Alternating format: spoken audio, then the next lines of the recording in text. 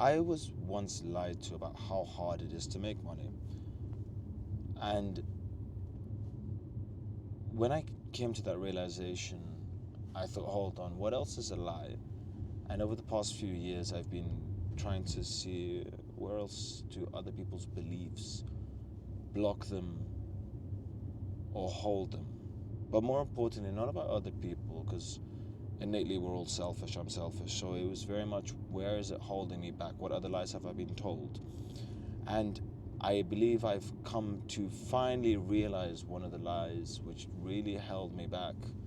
And this is basically a YouTube video spieling about one of the lies that I've learned, and I don't know, maybe you find it useful, maybe you won't. The lie is based on love. So let's just talk like finances, because finances come into love. It's a big play on it. And I've been, over the past few years, very confused, because obviously growing up and working very hard and achieving what I have been able to achieve, I've always wondered, who am I doing it for? Many times in the past, I had no energy. I was broke. I couldn't figure it out. So I worked really hard, and the only thing that could get me to work that hard was the idea of the future family that I'm doing it for. But in doing so, many aspects of my life have become an Instagram reel, where one of my guys shared a photo of these two wonderful, beautiful cars in this house, and I'm thinking, yeah, send me this stuff, this is gold. Then I realized that was my car and his car in the house that we were staying in for the week, and I was like, oh, I'm an idiot. And I guess I'm just very disconnected from all of it. But then we come back to the lie, where over this past weekend, like 3 times I've heard in conversations, people say to me, oh, you'll find somebody. You'll be able to be with somebody. And in them saying that, it made me feel incomplete, and it got me confused, because I'm more than happy with how my life is. Now, it's not to say that I'm happy, but why is it that I was told that I need somebody else to live this life? Now, it's funny, it's a paradox in itself, because it's that which got me, one of the biggest things that got me to be where I am. But now that I'm there, like, why would I, not in a selfish way, but why am I then expected to share everything with somebody I don't know? Like, not in a bad way. I don't need someone else to be there for me to enjoy a sunset, enjoy a sunrise, a good meal. I need good company. I have good company. I have good people around me. So why is it that I need to then search for somebody else, as though my life is not complete without the other person? And it's genuinely a question on why. Like, must I feel incomplete without it? Or can I be complete just through myself? And I guess it's also based on my experiences. Now, many people out there would have had amazing experiences where they found one person, and that person is their person, and life is great, and they can share memories. But from my purview, I haven't had that experience. It's always been, when things are up, she loves me very much. When things are down, not so much. Now, maybe there's a correlation based on how I'm feeling, how I'm doing, the stress that I'm enduring, so on and so forth, and that has a negative impact on whatever I'm in. But then the question is, if I then meet somebody, it doesn't make sense. So let's say I meet somebody new, it doesn't make sense that I'm going to say, oh, look what I have to offer. Look what I have this. I'm good at this. I'm great at that. Please come live with me, or not live with me, but come be with me, spend time with me, as though to qualify myself to another person. But even in that, it doesn't make sense, because in many ways I'm broken. In many ways I'm not good at many things. So why do I need to then sell my life to somebody else for them to be a part of my life, when the best thing I can do is just live? Now, there's many beauties to being in a relationship. There's many beauties to those memories being shared, and you are able to discover a different part of yourself that you once weren't able to. But then, how much do I then give away? How much do I lose in putting time into that other person, into who we are, who we will be, so on and so forth, just with the chances that it ends? Now, I said that there's many people in happy relationships, but there's also many people who are not in happy relationships, but the fear of being alone is greater than the despair that they're currently in. And then I ask, do I want that for myself? Because obviously when you're heavily invested and invested for a very long time, you're less inclined to leave, and then you've got the fear of what if you don't find somebody else, so on and so forth. But in giving that into somebody, what else am I losing? And then how does someone else qualify? Not so much to say that I'm something special, but everything I've been able to do, everything I've been able to achieve is many hours of my life just gone into allowing something to be existing now, that like the life I live, so on and so forth. How do I decide who is that person for me that's good enough? How am I able to qualify that it's this girl over that girl, so on and so forth? Because at the end of the day, once you make a decision, you made a decision.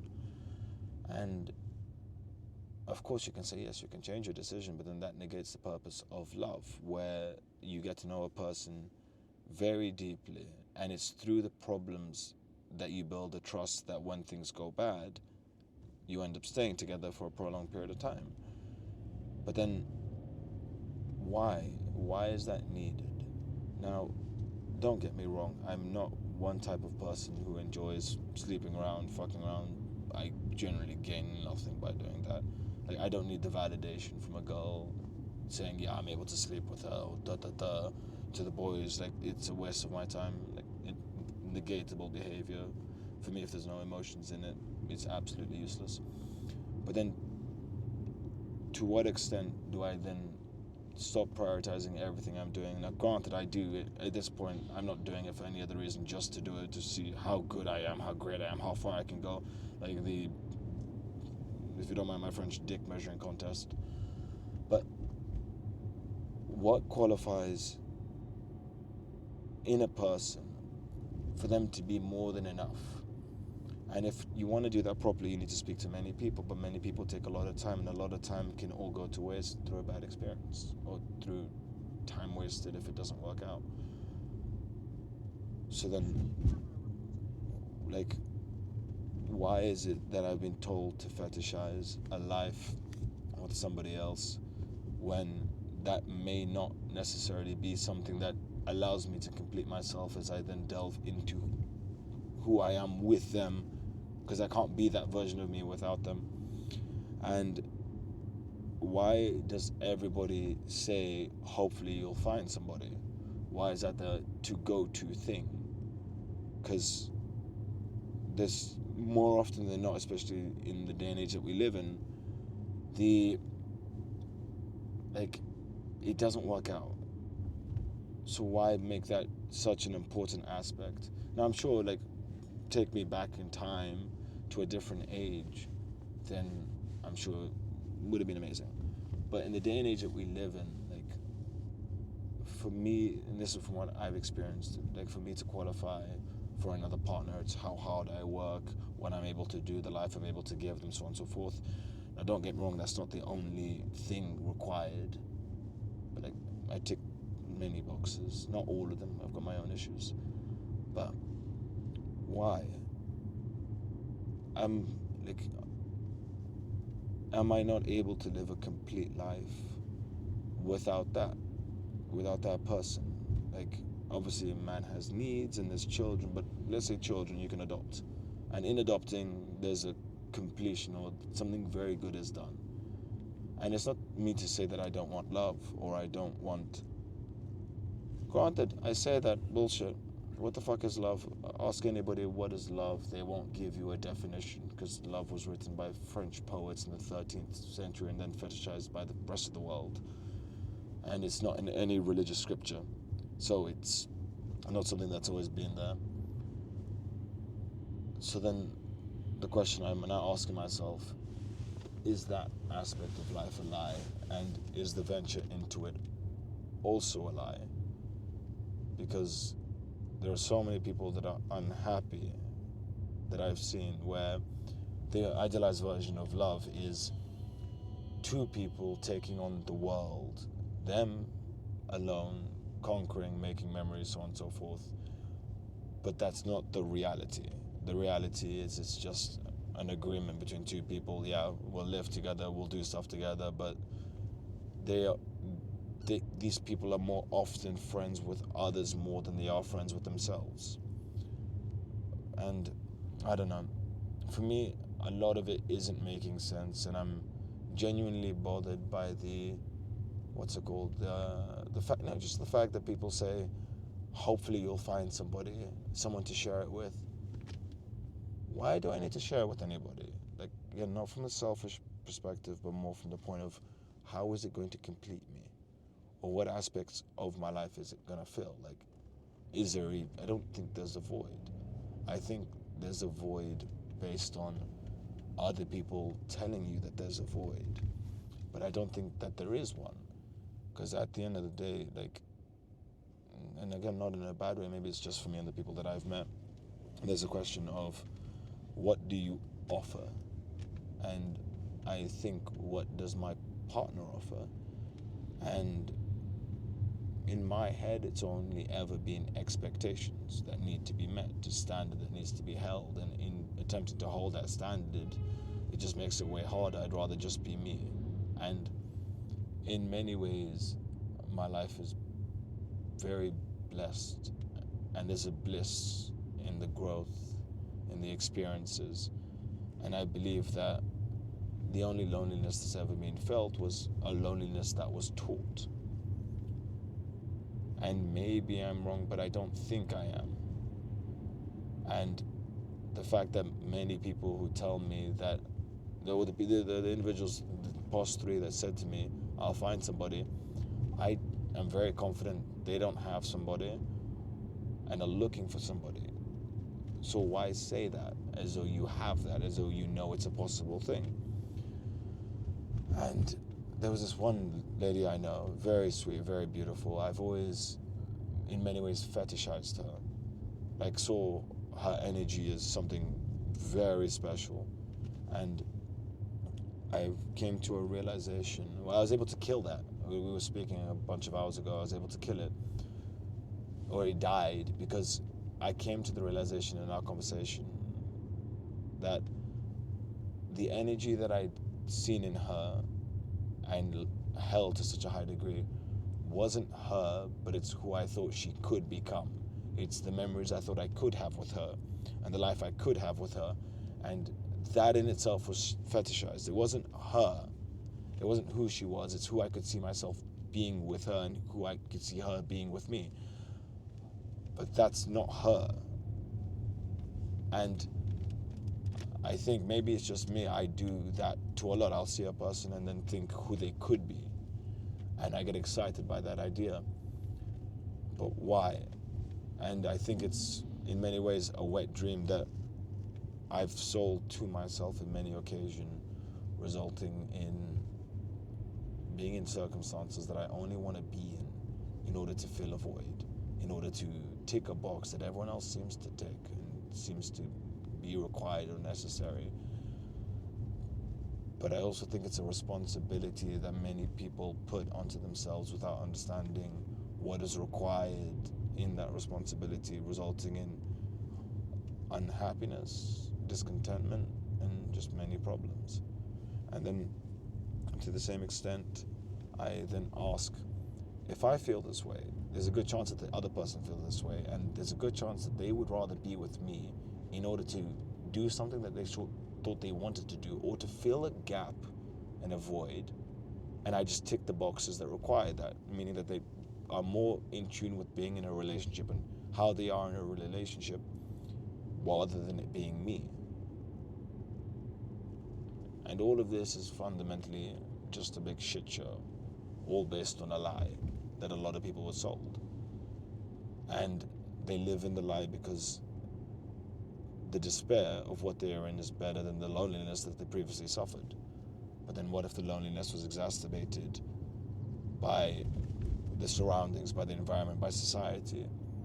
Which brings me back to the lie that I was once told, making me think I've been told another lie. And yes, it can be said, oh yeah, but then what if you live life and then you realize that you missed out on that? But then what did I miss out on? Because human connection I can have with many people, memories I can have with many people, my growth I can have with many people, If I want kids, I can adopt kids. So it's, do I gain through the responsibility of being in love or being with a person?